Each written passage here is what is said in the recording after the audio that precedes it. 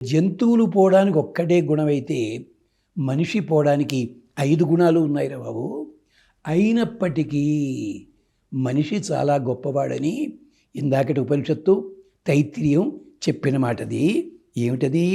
అహం వృక్షస్యరేరివా, నేను చెట్టు లాంటి వాణ్ణి. అంటే అర్థం తెలుసునా? చిన్న బీజంలోంచి పెద్ద చెట్టు వస్తుంది. ఆ చెట్టు కింద మనుషులు సేద తీరుతారు.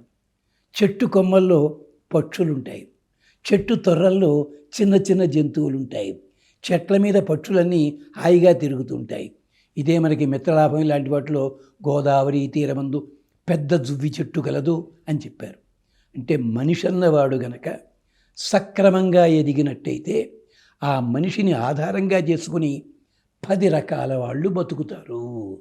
చూస్తున్నాం కదా. అది మనం ఒక సరైన వ్యక్తి ఉన్నట్టయితే అతని బంధువులే కాదు, ఇంట్లో వాళ్లే కాదు, పని వాళ్లే కాదు, మరి ఇలా అలాగా అహం వృక్షశ్చరీరివా.